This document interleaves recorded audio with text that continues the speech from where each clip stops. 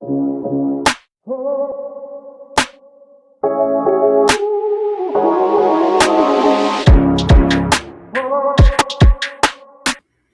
everybody, it's Jax again from the Popcorn Review Podcast. Today's been my episode 83, AEW Dynamite, Before Double or Nothing. This actually started off with like a nice little, I guess, joke, if anything. You had the Bucks and Jericho talking outside by a lighthouse or something to that effect. Um, and they were like, yeah, we're gonna be a great team together. And then they're like, hold on, man, you kind of hit our dad last time when you were in the inner circle, so they started bringing that up. Um, but Jericho apologized, and they seem like they're going on. Jackson, Matt, I mean, seem like they're doing okay. And Jericho out of nowhere goes, "Well, we can call our name the Bucks of Jericho or Y2 Jackson." And he goes, "So our group has two names. Why not? We could have two names." Um, but from there, you had the Bucks and Jericho come out, kind of matching their ring gear, at least with the jackets, I would say, versus Mark Davis, Andrade El Idolo, and Ricochet. Now, Andrade's still not happy to be there. Um, Ricochet was ducking Jericho once it started, so it was Andrade versus Jericho. Then Andrade kind of slipped out and does his little move when he kind of like poses with the ladies, takes selfies and stuff, makes out or not makes out, but like kisses them and everything, hugs them up. Um, but Andrade was selling a lot during this match, and it's crazy because Andrade and Davis are both champions, and they were selling a lot during this match. They were making Jericho look good, the Bucks look good. Um, I'm just surprised personally. Like the Bucks and Jericho and Ricochet don't have titles, so it's just odd to me that Davis and Andrade were selling more during this match. They were making everybody look good. Personally, that's just how I feel. Um, But again, Andrade was doing his thing. He was selling his ass off for Jericho. He was getting double teamed by the Bucks. Davis comes in, or Donkzilla, whatever the fuck you want to call him. He comes in and he was looking good during the match, but he too was selling. Ricochet could sell his ass off. It was just a weird dynamic. Now, I thought it was odd that GOA wasn't with Ricochet, but they play around there, they do their thing. They for a while they had three Hurricane Ranas off the top ropes. So they were definitely working in tandem, the Bucks of Jericho or Y2 Jackson, whatever you want to call them, against Ricochet, Davis, and Andrade. Again, good match between the three or the six guys. We knew how it was all going to play out. Andrade actually takes wins with a pin. But he had help from Finley and Connors. So Finley and Connors get in.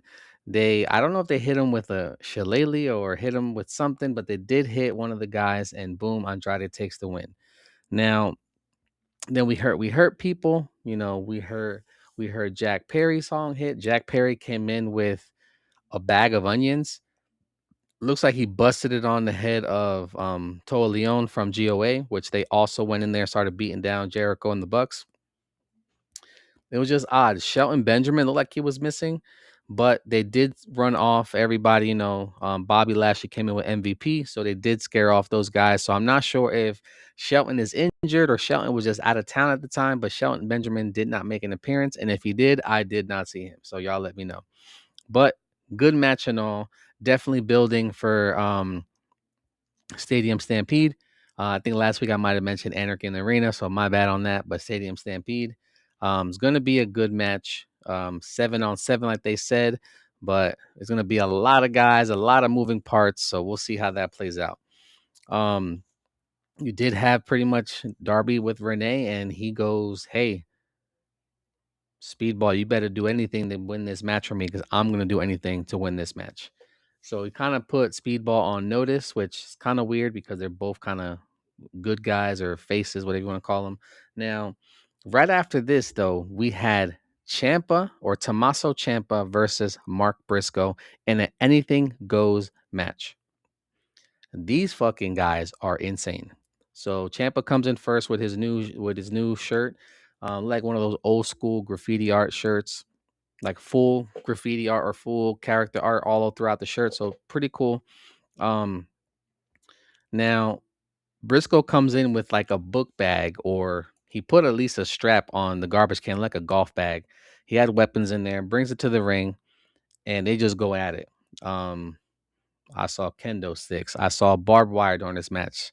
I saw a fucking cheese grater rip apart Mark Briscoe's forehead. Now, my wife just so happened to be sitting on the couch be watching this match, and she was cringing the entire time. She couldn't even watch. She was like, "Ew, how do you watch this?"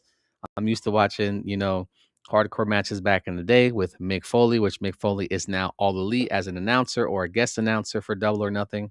But this match was crazy. Like I said, barbed wire, cheese grater to the forehead. Um, I think Champa took a suplex to the chairs, like when they were upright. His back went right into it. Someone also got, I think, Jay Driller into the barbed wire on the table. A screwdriver was involved. Ciampa's face is all busted up as well. So a lot of blood during this match, to be honest with you. Um, this was like, I guess, like a grudge match for them. So in all, Jay Driller, Froggy Bow, Mark Briscoe for the win. Now, again, crazy ass match, crazy stipulation. Anything goes. So they weren't too much like in the crowd, but they were definitely having an old school hardcore match, which I was okay with. Like I said, I used to watch that back in the day, so it didn't bother me none. I know other people probably complained about it, but I enjoyed it. My wife didn't, but I enjoyed it. Even my daughter sat down and started watching. She was like, "This is how they wrestle." And I'm like, "Sometimes." So she sat down and watched that match. She's kind of like my horror movie partner. We go see Scream, we go see Final Destination. So definitely watch slashers with her. Um, but to continue on with today, you did have Swerve's return or lack thereof. Tony Schiavone started talking in the ring. Prince Nana pretty much kicks Tony out of the ring and then calls Swerve in. Swerve's music hits. He comes in, hits his pose, and out of nowhere, Bandito starts beating that ass. Now, Bandito didn't do a tremendous job, but he definitely showed Swerve that he's not going to go down without a fight. Um, I think Swerve may win the title from him. That's probably going to be their feud down the road. But, right now, Bandito pretty much saying, I'm not backing down to bring it. Bandito went after him, was about to hit him with the chair. Swerve dips off, and he's pretty much saying, I'm coming for you on Saturday or Sunday. Yeah, Sunday. So, going to be a good match between those two. I don't think they've ever wrestled personally. At least I haven't seen it. But it's going to be a nice match to see. That Owen Hart tournament, like I mentioned last week, is going to be, I think, Will Ospreay versus Swerve at the end to have a rematch. So I'm excited for that. Now, the next part, I'm a little sad. Willow Nightingale had to remove herself from the Owen Hart tournament. So there is going to be a wild card in that spot. Once I heard wild card, I thought of Mercedes Moné, Tony Storm, even the doctor herself, Britt Baker. So who do you guys think is going to be that wild card? Let me know in the comments. Now, it does suck. She had to remove herself from the Owen Hart tournament. On top of that, Willow also had to relinquish the TBS championship. Now, this kind of sucks because what I've noticed a pattern here is when the women's get injured, they make them relinquish. When the men get injured, they haven't done that, at least in my experience. Kind of sucks. I feel like the women should be looked at just as good as the men, like I mentioned last week. So that is heartbreaking there. Willow, I wish you nothing but the best. Hopefully you come back stronger than ever and finally win that AEW World Women's Championship that you proudly and should deserve. Um, can't wait to see you. But again, who do you guys think is going to be the wild card? I think Mercedes, Tony, or even Britt Baker. Who do you guys think? I know people are saying Britt Baker not coming back ever, but I think this would be a perfect opportunity to her to come back. It'd be a great surprise. Sucks that Willow got hurt, but let's see how. Maybe it's just part of the story, but it kind of sucks they made her relinquish. They did Thunder Rosa a couple years back. It still sucks, but y'all let me know what y'all think. Kyle O'Reilly versus Moxley for a Continental Eliminator tournament. Now, I knew exactly what was going to happen. They kept talking about like Kyle O'Reilly has 2 submissions over Moxley, that Moxley hasn't pinned or submitted Kyle O'Reilly. Now, Moxley was going after Kyle with strikes, with submissions of his own. Um, Definitely Kyle is more of the ground and pound, kind of like MMA style wrestler. And that's what they were doing. But Moxley was pretty much taking it to him. Now, during this match, though, um, it was weird because I know it's like a 20-minute time limit, and usually they go like 10 minutes have elapsed, and something like that. And then they go 5 minutes have elapsed, or 5 minutes left, 5 minutes have elapsed. Now, this time they said 15 minutes has elapsed. Like, I think they either forgot or they purposely try to push it out. And then again, 2 minutes have elapsed or 2 minutes left. Now, once they said 15 minutes has elapsed, I'm like, I already know what's going to happen. And they kind of mentioned the commentary. Kyle could technically win a championship match without even winning or pinning or submitting Moxley. And that's exactly what happened. So Kyle O'Reilly went the distance with Moxley for 20 minutes and he gets a title shot. Kyle's kind of pissed. Moxley's kind of in shock himself because he didn't tap out at the end. Um, and Kyle's like, hey, next time we wrestle, since I've earned my shot, he goes, I don't want a time limit. He goes, I want us to go as long as it needs to go till one of us is the winner. Now, will Kyle win? I don't know, since technically he's a trios champion. I don't see him being a double champ. I think Moxley may take that one personally, but y'all let me know what y'all think. Now, you did have like a little interaction with Chris and Sheeta, and Sheeta kept kind of like cutting off Chris Statlander, and finally, like, Chris, like, you better watch yourself. And face to face. Now, I said it before, these two girls are going to get to it. They're going to be in a 4-way match against Tekla and Jamie Hayter. I don't know who's going to win that match. I think that Chris Statlander and Sheeta are going to go after each other, or Sheeta may screw over Chris Statlander, or vice versa, but they're definitely having some tension with those two ladies. So y'all let me know what y'all think. To continue with the ladies, we had Athena and the Triangle of Madness. That I feel like that kind of came out of nowhere. And you had what's it called? Thunder Rosa, the Birds, and Mina Shirakawa. Athena started off with Thunder. Now, this match was good again. I love the Triangle of Madness. I love Sky Blue. I love Julia Hart. Athena's doing her thing in Ring of Honor. Thunder Rosa's been gone for a while, so it's nice to see her thrown in the mix. Mina's been doing her thing in the ring. The Birds been doing their thing in the ring. I think the Birds should, after this weekend, I think the Birds should focus on going after the tag team gold for Divine Dominion. I also would like to say I want the Sisters of Sin, Julia Hart and Sky Blue, to go after those titles as well. And I want Ty Conti and Anna Jay to rejoin their group and go after those titles as well.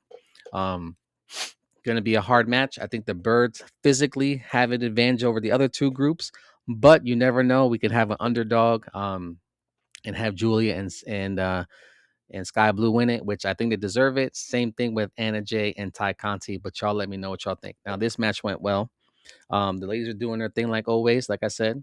Kind of sucks because I knew that it was going to be the Sisters of Sin and Athena that were going to take this, and that's exactly what happened. Miss to the face of Thunder Rosa and roll up pin. The girls squeak out, take that win. Now, I will say, people are complaining about Harley Cameron, and I did mention something last week about Harley Cameron wrestling in a brawl. Now, I don't know if Thunder Rosa did this intentionally or she just did it for herself, but Thunder Rosa during that match took her shirt off and wrestled the rest of the match in her bra. So I don't know if that was kind of showing Harley Cameron that she's with her, or everybody needs to shut the fuck up. But Thunder Rosa too wrestled in a brawl for the remainder of that match. Now, again, Sisters of Sin and Athena take the win with the miss to Thunder Rosa. So typically when that miss happened, people changed. Sky Blue changed. Willow had the eye patch for a while. So is this going to cause Thunder Rosa to turn to the dark side and join the Sisters of Sin? Or is she going to be out for a while because she's got issues to her face? What do you guys think? Let me know in the comments, but I cannot wait for this weekend. So finally is the main event. You had Speedball versus Darby Allin. Now, before the match started, Darby's in the ring, Speedball's in the ring. Before they get into it, MJF music hits, the Big Hebrew comes out, and already getting in the head of Darby Allin, and he sits down in commentary. Now he starts talking with Taz, but talking shit to everybody else. And he just pretty much says, this match was ridiculous. I only signed this match because Darby forced me. If I didn't wrestle him, he would never let me get a title shot. So that's the only reason why I signed the contract. I hope Speedball wins so I can get out of that and not have to worry about my hair. Now, MJF was rooting for Speedball. I knew Speedball wasn't going to win, but Darby also made Speedball look really good. Now, I think they said this is Darby's like 10th title defense. I could be wrong, but he's been wrestling everybody like on Wednesdays and on Saturday. So he's wrestling technically twice a week. If I'm not mistaken, he has gotten at least 8 title defenses. Um, it's really crazy to me. I think I mentioned it. I think MJF was going to win on this weekend, and I only say that because I don't think someone's going to waste all this money fixing their hairline and going to Turkey, taking a year off or so, odd months off, and then shaving your head bald. I just don't see that happening. But with this whole thing with Roosh kind of like going after Darby and he's beating all these individuals, like he on the third hour he actually wrestles an indie guy and crushes him. Roosh, they said he's like undefeated in the last like 8 of 10 matches or something to that effect. So Roosh wants a title shot. Now, theoretically, I think Roosh would beat Darby, and I think Roosh would be a good match against MJF. But with that happening, I think MJF's gonna get his head shaved. Because if he beats MJF, he beat him twice. And I think he beat Darby twice. So they'd be 2-2. So theoretically, he would win. They'd be tied or whatever. But the way it's just playing out, I don't think they would throw Roosh out there to make it look like he's not going to have a match. That's just how I see it. Could be completely wrong. My first suggestion could be what it was. MJF wins, Darby drops the title after having this would be technically his 11th title defense against MJF. Not against MJF, but total for his reign, he would have 11 defenses. And Darby's doing his thing, pulling all the stops. I will say it's a little crazy though, because the ref isn't like calling for the bell. They're outside for a lot. So that kind of part's unrealistic. Technically should be a 10 count out and boom, the match ends at a draw and they keep it moving. But that hasn't happened yet. There's being like ladders introduced, tables introduced, um, coffin drop after coffin drop after coffin drop, scorpion death drop, scorpion leg lock. So it's been a lot of stuff going on. He definitely paying homage to Sting. Um, I don't know how much longer Darby has personally as champion. I hope he has a long title reign. I just don't think him having 2 matches a week is going to be longevity. I think they're just trying to give him a bunch of W's to then say he has the most title defenses. I could be wrong, but again, let's see what happens. After the match though, Darby wins. MJF starts beating down on Darby, and he has MJF is pissed. He kind of walks off. Kevin Knight comes in and saves the day. Tells Darby, "Hey, we need you to step up because we want MJF to be bald, and we want you to do that for us. MJF doesn't deserve a title shot. We deserve a champion like you." Now, again, he has defended that title, I think, 10 times now against this 10th time is against Speedball. He also wrestled Kevin Knight a couple weeks ago. So Kevin Knight and Speedball leave. MJF runs back, finds some clippers, tries to shave Darby's head, but he's got a mohawk already, so the sides are kind of shaved. Um, and then Darby flips it with some crazy ass eyes and tries to shave his head. He says, nah, MJF dips off. But during that, you did hear bald chants from the crowd. There was also like people had bald, not billboards, but like big ass signs spelling out bald, and MJF was standing on the ropes and there was like a bald sign. So it was pretty funny. But it was actually a pretty decent show. I did stay up for that third hour this time around. I wanted to see what Will Ospreay and Shibata was going to do. And it was a decent match. Shibata's a really quiet guy. So I didn't know what to expect. But Will Ospreay, of course, wins the match. Again, I think Will Ospreay is going to win the title at Wembley. He's going to win the Owen and go to Wembley and face whoever's the champion, whether it's MJF or Darby Allin. Now, What I will say is that not MJF, Will Ospreay definitely showed his killer side during this match. He was pretty much putting everybody on notice, like, I'm a killer now, and kind of changed his moveset, like I mentioned last week, doing more aggressive moves. Still the aerial assassin, but doing more aggressive moves on the mat. So he did show his killer side against Shibata. Now he's gonna wrestle Samoa Joe for the Owen Hart tournament, which I definitely see him winning that again, like I mentioned. Um, After that, you had Christian Cage and Adam Copeland pretty much putting FTR on notice that we're coming for you. You're not going to split us up, and we will end your career type of deal. Again, I don't know what FTR would do after that, unless they're going to take a break or they're going to first force CNC to break up. You guys let me know what y'all think. Roosh, again, has another indie match, like I mentioned, crushes that guy. And then at the end of the day, he pretty much tells Darby, I'm coming for you. Whoever wins this weekend, I want a match. So that's where I kind of feel like I don't see MJF giving Roosh a match. I think Darby's going to pull that one off, even though before I thought he wouldn't, but we'll see. Divine Dominion has like a 5-minute elimination match or tag team match or something. It kills the indie talent again. So it's kind of like after Will's match with Shibata, kind of 2 squash matches with Roosh and the Divine Dominion. Pretty crazy, honestly. They gave the title to Divine Dominion, and I feel like they haven't done much. I want them to defend those titles more. When Harley Cameron and Willow had them, I feel like they defended them titles a little bit better, personally. But I want to see what happens and who challenges them. Again, like I mentioned earlier in the video, I think it's going to be either Sky Blue and Julia Hart, Ty Conti and Anna Jay, or the Birds. But I think one of those 3 teams are going to take the titles off of them. Y'all let me know who y'all think, but let's keep it moving. You had OC and Roddy from the conglomeration versus FTR because last week they won a title shot. And like I mentioned last week, that wasn't the case, that FTR wasn't going to lose because they have a match this weekend. FTR pulls it off.